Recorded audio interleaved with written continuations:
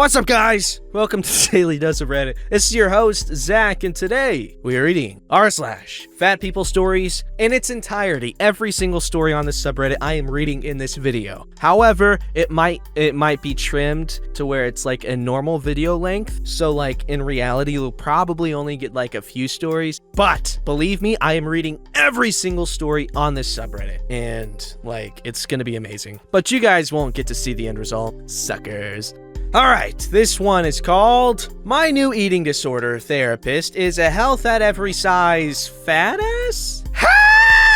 Hey guys, this is my first time posting in this subreddit, so if this post is inappropriate, please remove. I just don't know where else to go with this. So 6 years ago, at the age of 19, I had a vertical sleeve gastrectomy and lost 157 pounds. 3 years ago, I lost a lot of family members and ate to cope with my feelings, resulting in me gaining about 40 of those pounds. In the past, I would have purged via vomiting and laxatives to keep my weight down, but since I'm now a vocalist in a classical music program, I value my voice and health more than ever. So instead of binging and purging to maintain my weight, I binged, didn't purge, and gained. Fast forward to 2020 and getting some therapy and consistently tending away. I don't know. I've stopped binging, have made peace with food, and have started to lose the weight again in a sustainable and healthy way. This is honestly the best I've felt mentally, emotionally, physically, and spiritually in 3 years since losing 5 family members and close friends within the span of 5 months back in 2017. One thing, among many that I'm grateful for with having weight loss surgery, is that it taught me how to lose weight. It may seem contradictory, but it taught me that I can lose the weight on my own. I've learned all about calories, macro and micronutrients, and the law of thermodynamics. I'm even taking a nutrition course and considering minoring in nutrition. Now, herein lies the problem. I'm so grateful for my sleeve, and having had a vertical sleeve gastrectomy at an early age, I had a quick recovery, no hair loss, no infection, etc.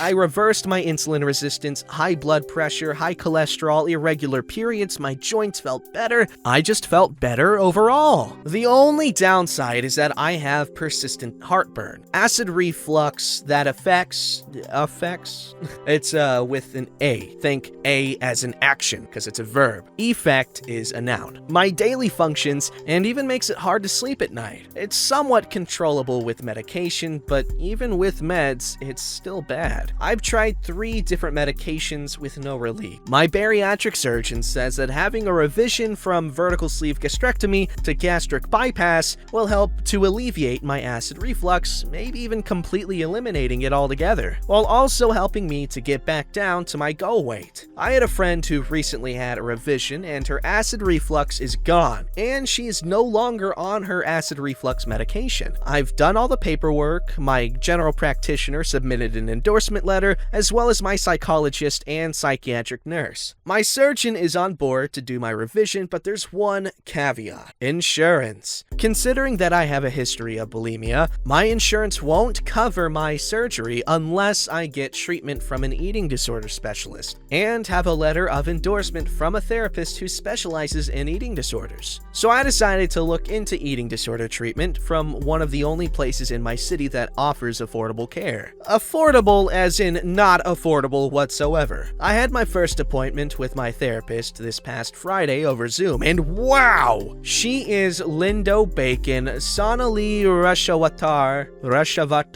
is that Indian name? Reagan Chastain, Shira Rose, Virgie Tovar, and Fat Girl Flo, all rolled into one. She is pro-health at every size, intuitive eating, and anti-weight loss, and I don't know if she'll endorse me to have a gastric bypass revision or try to sabotage me and tell my insurance that I'm not mentally stable enough for WLS. I don't know what that is. What should I do? Should I try and counter her pro-obesity arguments with factual scientific information, or should I grin and bear it and pretend to go along with everything she says, in the hopes that she'll write a letter of endorsement for me? I feel so dejected. I want this revision more than anything. I feel like this revision is my once-in-a-lifetime second chance at living the life that I've always wanted. It would be a great boost in helping me get down to my goal weight. I don't want to be dealing suffering with obesity for the rest of my life. I want to tackle this beast once and for all and leave it behind. The difference between me at 19 versus me now at 25 is that as a teenager, I did it purely for vanity. Now in my mid-20s, I don't want any of the diseases that come with obesity. I know that surgery will fix my body and not my mind, which is why I have an OA sponsor. I've found hobbies to counteract my overeating, and I've learned to face my emotions and problems head on rather than with food. In the past year and a half, I've undergone an incredible emotional healing so that I don't have to emotionally eat. Regaining weight taught me a valuable lesson. This time, I know how and why I gained the weight, and now I know how to not do it again. If I don't get the revision, I won't give up on my health. I'll do whatever I need to do, within health and reason, to get back to my goal weight. I'm not just gonna give up and keep gaining. I've come too far and learned too much to go back to 314 pounds at 5'3", but I also don't want to be dealing with persistent heartburn for the rest of my life either. So I need advice. How should I deal with my pro-obesity eating disorder therapist? And if you all could link some credible scientific sources and articles countering fat ass? I don't know what that is. Fat ass and fat logic, please do so. Thanks in advance. Why am I so bad at reading today? I'm bad at reading all the time. I'm just way better at hiding it usually. I've been in this exact situation before. I mean, not exact. My situation is more along the lines of, being in line at a Six Flags as opposed to whatever this is. But the logic still, actually, I don't think it carries over. I was just gonna say, just enjoy your time and get like a bunch of souvenirs and stuff, like one of those cool light up swords that don't look cool during the day, but at nighttime they look really sick, and ride all the rides. But I'm not sure how well that applies here. I think it could potentially apply pretty well, but who knows? Alright, this story's called Here's Why I Was a Chubby Kid and Why My Parents Are Still Overweight. From 0 to 17 years old, I ate whatever my parents put on the table with little idea of portion control. My mother loved making a big breakfast with 3 eggs and bacon topped on ramen. Since it's the meal of the day, we'd stuff our stomachs before school. For dinner, I'd regularly eat a whole bowl of fried chicken, 10 plus pieces, a whole plate of french fries, a huge bowl of ramen with 5 plus slices of bacon, a huge package of chips, a huge salad with mayo and cheese as the main ingredient, and I drank a can of sugary fruit juice a day. We ate 3 times a day with portions like for kings and queens. Then, with our stomachs growling, we wash it down with the sugary drinks and alcohol. Yes, I was permitted to drink since 8. Sometimes we'd have tea mixed with 2 sugar cubes and whole fat milk. That's actually better for you than low fat, believe it or not. Then, for a good night's sleep, Dad gave me a huge cup of whole fat milk with 3 teaspoons of honey. Hey, I used to drink that, just not with that much honey. So, when I became the fat kid in class, my parents would console me, convinced it's our special genetics at play that I'm just bigger, more voluptuous, stronger than others. My PE scores proved the opposite. I was not athletic for sure, and my cheeks protruded like rosy, freshly baked buns. I became a teen and got less chubby. It might be hormones. At 172 centimeters, my weight fluctuated between 62 to 67 kilograms, which is well within the healthy range, but I never felt beautiful. I had no muscle and so much flab, and my skin was always covered in acne. At this point, both of my parents were shapeless and overweight. My father in particular had a pregnant-like belly and had trouble sleeping without snoring like a train. He drank excessively and ate only deep-fried meat, eggs, and potatoes. He somehow considers vegetables a womanly food, which he avoids at all times. At 18, I was able to move out, and with self-cooked meals and a little portion awareness, my weight steadied at 58 to 60 kilograms. My skin's much better after I kicked the soda, huge fried meals, and candy, and started drinking water. I felt the best since ever. But my parents are still fat, and blame it on lack of exercise. They take a walk at the evening and give themselves a pat on the back. I try to let them know about their destructive diet, but they're in denial and will likely get fatter and fatter. Edit. I started to vigorously train in martial arts since around 10, which helped to burn some of the calories, I think. Oh no, poo. That may be the reason I haven't become obese. I could regularly binge like my parents and see less of a reflection on my physique. A faster metabolism may also be at play here, which can be attributed to training vigorously in martial arts. More muscle and stuff requires more calories just at rest. Seriously, I'm also surprised I didn't become a land whale. To be fair, my parents didn't either. We were chubby, but not extremely. Well, my guy, what matters is you have succeeded where your parents may have not. However, I do try and get them to develop healthier habits and better, just better. Because, you want them to be around a long time.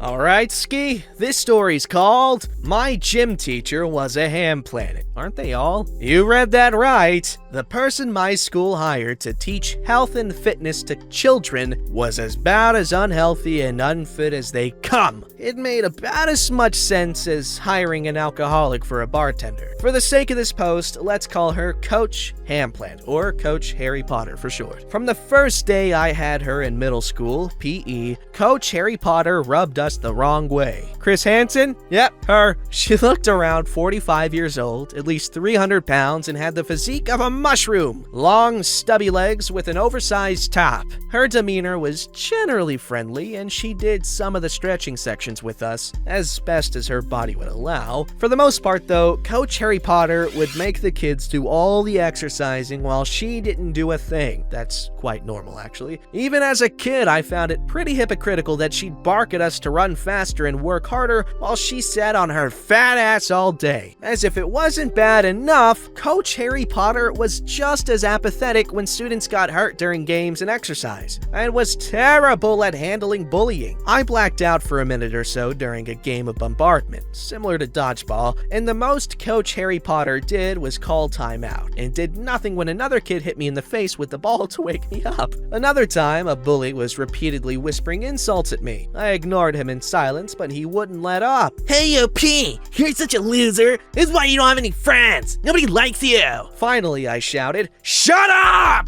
Coach Harry Potter turned to me and shouted, I guess. Excuse me, OP? You do not say that in my class! I tried explaining myself, but Coach Harry Potter demanded I apologize for saying shut up while showing less than a fraction of the same outrage toward the real bully. Coach Harry Potter was so lazy she couldn't even bother to look out for the students outside of exercise. I told my mom about Coach Harry Potter, and she also thought it was ridiculous that someone that fat was our coach. She can't even run down the stairs if the school is on fire. My parents also sent an angry email to the principal about the bully. I put up with Coach Harry Potter for another year or so until I moved to a different school. The cherry on top was that this school was designed specifically for special needs kids. I have Asperger's and ADHD, so this kind of negligence and laziness to teaching kids just makes it all the more egregious. The negligence and abuse from the teachers and bullies got so bad that the whole school eventually shut down due to how many parents were pulling their kids out. Well, okay, first of all, you do have to realize that PE teachers have to teach like multiple classes for the most part, so it's not really freaking shocking that they might not do the exercises with you, but the other stuff is just, she obviously does not care about her job, or herself for that matter. But I've had plenty of bigger PE teachers that were pretty great. Then again, I always kind of enjoyed PE. It was always fun, because dodgeball. Also, capture the flag. I love that game. Alright, this story's called Fat Lady Bullies Herself Out of the Gym. Wow, I'm curious as to how this happened. There was an older, 50s maybe, overweight lady who would always be in the gym at the same time early morning weight training class was going on, 5 a.m. She would walk on the treadmill and do some random stretches. Honestly, it seemed like she was trying to get the trainer's attention because her exercises all involved her spreading her legs wide open while lying on her back or sticking her butt in the air. She would also put her mat very close to the weight class and get in people's way, but for the most part, everyone ignored her, including the trainer. Over 10 months, I never saw her make any progress, but I was proud of her for at least being active every morning. One morning we were doing time sets and I accidentally missed one. There were like 9 sets, so it's easy to do and happens all the time, especially on the first rep. The trainer put me back on track, a 1-minute plank, and that should have been that, but for some reason, that lady who had her mat directly across from the mat we were supposed to plank on started laughing hysterically. She laughed like she'd never seen anything funnier than someone accidentally skipping a set at 5:15 in the morning. It kinda pissed me off, causing me to summon some Saiyan strength from God knows where. I had never done a solid 1-minute plank. 40 seconds was my max then. But not only did I do the full minute, I maintained eye contact with her the entire time with a blank expression on my face and never even trembled. I like it. After the 1-minute plank, I moved on to the air runner. I saw her try and do a plank, but she was unable to maintain it for even 5 seconds. She then tried to play it off like she was just doing push-ups,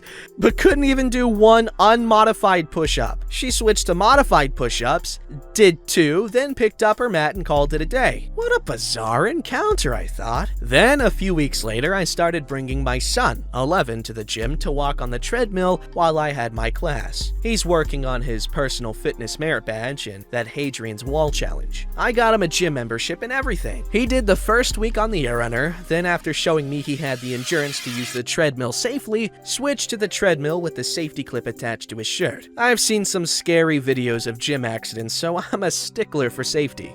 Loser.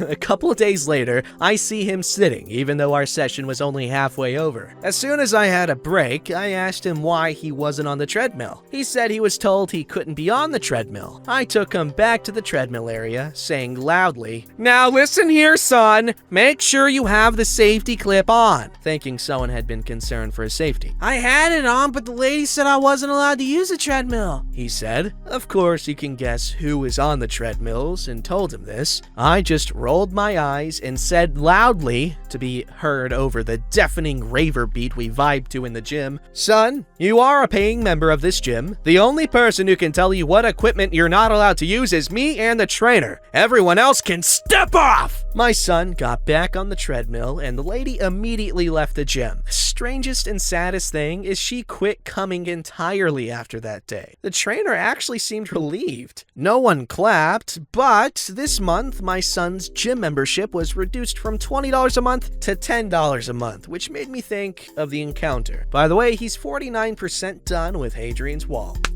Badass. That 1-minute plank story, that was some pretty cool stuff. I like that. She bullied herself out of the gym. I love it. Don't forget to like, subscribe, and hit that bell to never miss an episode.